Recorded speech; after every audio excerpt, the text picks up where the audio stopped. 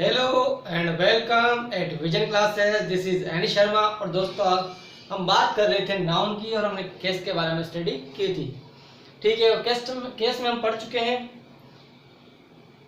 एक्यूसेटिव and nominative. पता है nominative को किस नाम से जाना जाता है? नॉमिनेटिव को जाना जाता है सब्जेक्टिव केस के बारे में, सब्जेक्टिव केस के नाम से, और एक्यूसेटिव केस को जाना जाता है ऑब्जेक्टिव केस के नाम से। ठीक है, अब बात करते हैं आज डेटिव केस के बारे में। बात करेंगे हम डेटिव केस के बारे में।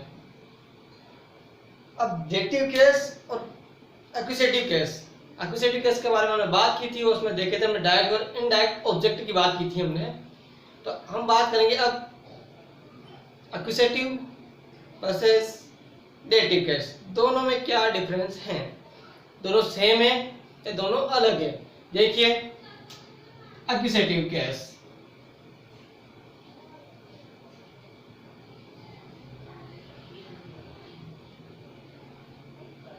एक्यूसेटिव केस को किस नाम से जाना जाता है? Objective case.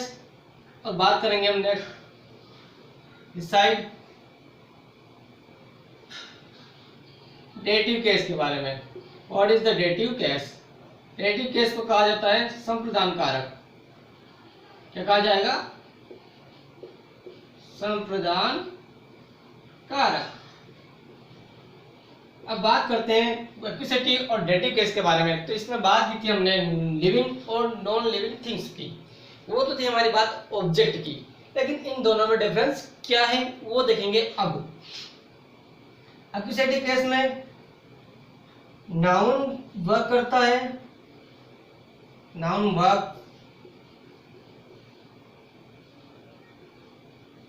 As an object and this same thing is happening in this case. यानी कि इसमें भी क्या करेगा? नाउन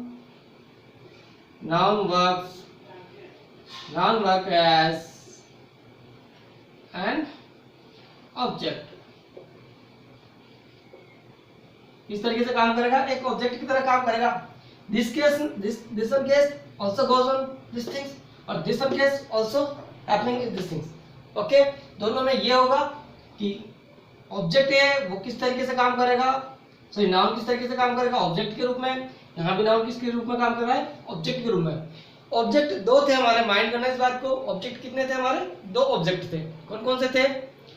सीधी बात, नो बकवास। Direct object non living things, indirect object living things. एक्यूसेटिव case में क्या बात होगी हमारी? एक्यूसेटिव केस में बात होगी हमारी इनडायरेक्ट ऑब्जेक्ट की। कौन सा ऑब्जेक्ट की? इनडायरेक्ट ऑब्जेक्ट की। यहाँ पे जो ऑब्जेक्ट होगा हमारा वो कौन सा होगा? इनडायरेक्ट होगा। ऑब्जेक्ट तो होगा लेकिन कौन सा होगा? इनडायरेक्ट ऑब्जेक्ट होगा। अब यहाँ पे इनडायरेक्ट है, इसका अर्थ क्या होगा? डेटिव केस में हमारा ऑब्जेक्ट क्या होगा? डायरेक्ट ऑब्जेक्ट होगा। यहाँ पे हमारा ऑब्जेक्ट होगा वो होगा डायरेक्ट ऑब्जेक्ट। क्लियर? अब नाउन इसमें भी वर्क कर, नाउन इसमें भी ऑब्जेक्ट का वर्क कर रहा है, नाउन इसमें भी ऑब्जेक्ट का वर्क कर रहा है। नाउन इसमें इनडायरेक्ट ऑब्जेक्ट का वर्क करेगा, नाउन इसमें डायरेक्ट ऑब्जेक्ट का वर्क करेगा। सेंटेंस के थ्रू हम पता करेंगे कैसे ये कार्य करते हैं। पता है ऑब्जेक्ट फाइंड आउट करने के लिए किसका यूज करना पड़ता है? व्हाट एंड व्होम, दो चीज को हम क्या करेंगे, इसका आंसर हमें मिलेगा, वही हमारा आंसर हमारा क्या होगा? ऑब्जेक्ट होगा। ठीक है, बात करते हैं he is beating Ram, he is beating Ram या he is beating Ravi। हम ऑब्जेक्ट लेंगे he is beating Ravi। Clear? he is beating Ravi। यहाँ देखिए आपके he is beating Ravi और रवि हमारा कौन सा ऑब्जेक्ट है? whom। देखो आंसर मिलेगा whom किसे बीट कर रहा है? रवि को बीट कर रहा है। रवि हमारा कौन सा ऑब्जेक्ट हो गया? डायरेक्ट ऑब्जेक्ट या indirect object? Direct indirect object किसे कहते हैं? लिविंग थिंग्स को। किसको कहेंगे? लिविंग थिंग्स को। लिविंग थिंग्स हमारी क्या है? रवि हमारी लिविंग थिंग्स है। तो जब रवि हमारी लिविंग थिंग्स है, इसका अर्थ क्या होगा?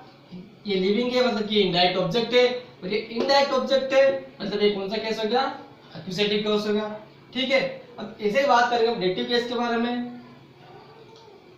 he is playing cricket, is playing cricket। अब देखिए यहाँ पर he is playing cricket, और क्रिकेट हमारी क्या हो गई, direct object because of it's a non living thing, it's a non living thing, निर्जीव चीज है। क्लियर, निर्जीव है इसका अर्थ क्या हो गया, जब निर्जीव है तो बोल नहीं पाएगा, बकवास कर नहीं पाएगा, सीधी बात, नो बकवास, कोई बकवास नहीं है। इसका अर्थ कौन सा हो गया, डायरेक्ट ऑब्जेक्ट। और डायरेक्ट ऑब्जेक्ट कैसे वर्क करता है, नाउन के रूप में, नाउन जब डायरेक्ट ऑब्जेक्ट के रूप में वर्क करता है तो कौन सा कंसेप्ट हमारा डेटिव केस होता है। तो दोस्तों ये दोनों के बीच में थोड़ा सा डिफरेंस था, कुछ एग्जांपल मैं दे सकता हूं आपको। She is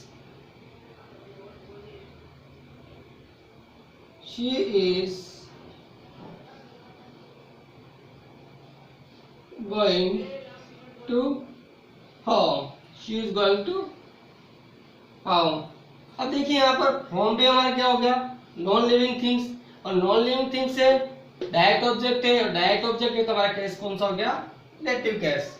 ठीक है, यहाँ पे बात की थी इनडायरेक्ट ऑब्जेक्ट की, और इनडायरेक्ट ऑब्जेक्ट होगा तो हमारा कौन सा केस होगा, एक्यूजेटिव केस होगा। मतलब दोनों में आपको डिफरेंस क्लियर शो हो रहा है कि दोनों में डिफरेंस क्या है। क्लियर, अब बात करते हैं दोस्तों वोकेटिव केस के बारे में। वोकेटिव केस क्या होता है, वोकेटिव केस किसे कहा जाता है, तो सिंपल है दोस्तों, vocative case, vocative case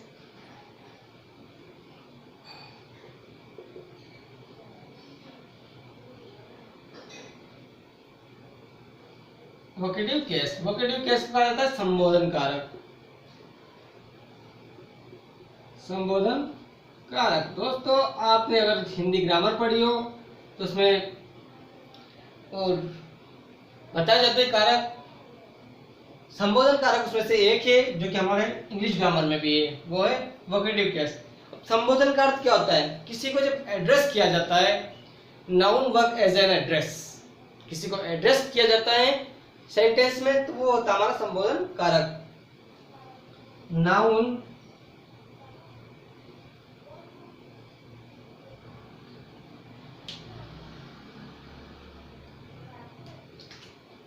noun किस तरीके से वह काम करेगा, एड्रेस के रूप में। ठीक है, नाउन वर्क किसकी तरफ करेगा, एड्रेस के रूप में। और एड्रेस हमारा क्या होगा, सब्जेक्ट ऑब्जेक्ट तो होता नहीं, ठीक है, नाउन होता है। नाउन किसे कहा जाता है, नेम को कहा जाता है, जिसका भी नाम होगा वो हमारा क्या होगा,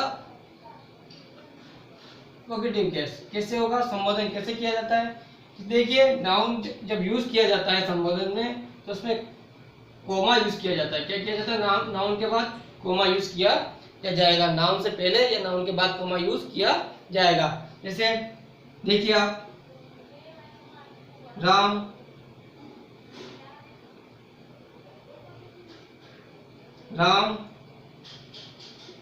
come here, Ram come here, देखिए यहाँ पे कोमा यूज किया जा रहा है, राम कम हियर, राम इधर आइए। ठीक है, ये हमारा कौन सा हो गया, राम हमारा हो गया वोकेटिव केस। एड्रेस किसको किया जा रहा है, राम को। ठीक है, जैसे बात करते हैं हम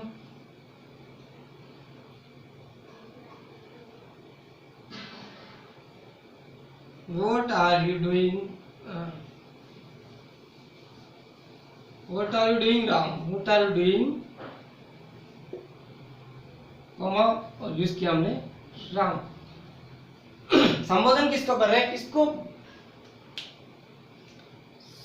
रखकर, किसको सामने रखकर, किसको एड्रेस करके, किसको इंगित करके हम बात कर रहे हैं, जिसको इंगित करते हैं, जिसकी ओर इशारा करते हैं, जिसको हम संबोधित करते हैं, वो होता है हमारा वोकेटिव केस। कैसे, देखिए केस में what are you doing, question mark, what are you doing Ram, कि राम तुम क्या कर रहे हो, आप यू यहाँ पे यूज किया है, लेकिन पता नहीं यू किसके लिए यूज किया है, लेकिन यहाँ पे सामने सेंटेंस के लास्ट में क्लियर किया गया है कि यू किसके लिए यूज हो रहा है, राम के लिए। यानी पूछ किससे रहे हैं, राम से ये पूछ रहे हैं, यानी कि बात जो हो रही है, एड्रेस किया जा रहा है, किसको किया जा रहा है, राम को एड्रेस किया जा रहा है।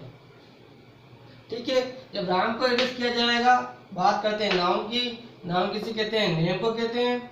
जब नाउन यहाँ पे एड्रेस के रूप में कार्य करता है तो वो हमारा होता है वोकेटिव केस। दोस्तों ये थे हमारे आज के डेटिव केस और वोकेटिव केस और एक्यूजेटिव केस और डेटिव केस के बारे में आपको समझ में आ गया होगा। और ये वोकेटिव केस है जो आपके सामने मैंने शो किया है कि वोकेटिव केस क्या होता है। दोस्तों बाकी केस के बारे में बात करेंगे नेक्स्ट क्लास में। तो दोस्तों अगर आपको वीडियो अच्छा लगा हो तो please like share and subscribe among your friends.